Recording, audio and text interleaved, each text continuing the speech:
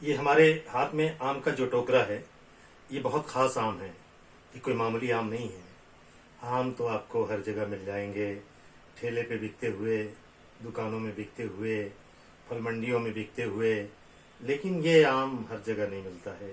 ये गोरखपुर का खास गौरजीत आम है।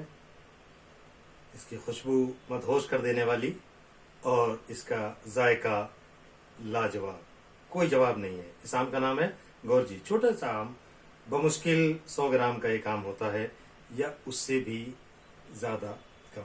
ये छोटे छोटे आम की खूबसूरत आम होता है और इसी के बारे में मैं पहले भी बहुत लिख चुका हूँ। और एक ख़ास बात, ये आम काट के खाने का आम नहीं है, ये आम है चूस के खाने का आम। इस आम की खुशबू, इसका जायका लाजवाब है।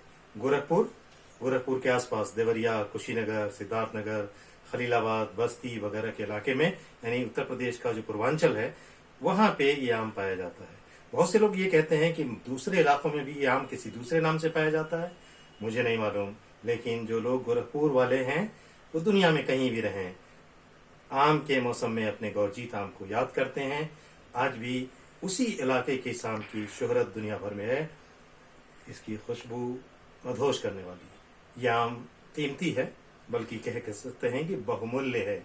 ये गोरखपुर में भी बहुत कम अरसे के लिए मिलता है। ये आम जब मार्केट में आ जाए, ये तो समझ सकते हैं कि मई लास्ट वीक में या जून के फर्स्ट वीक में यह आम बाजार में आता है और 10-15 दिन 20 दिन के अंदर यह आम बाजार से गायब हो जाता है। इसके गायब होने के बाद फिर मालदे और दशहरी और कपूरी और लंगड़ा और चौसा तमाम तरह के आम आते हैं, लेकिन गौरजीत अपनी जगह गौरजीत है। इस आम की खुशबू और इसका जायका बेमिसाल है।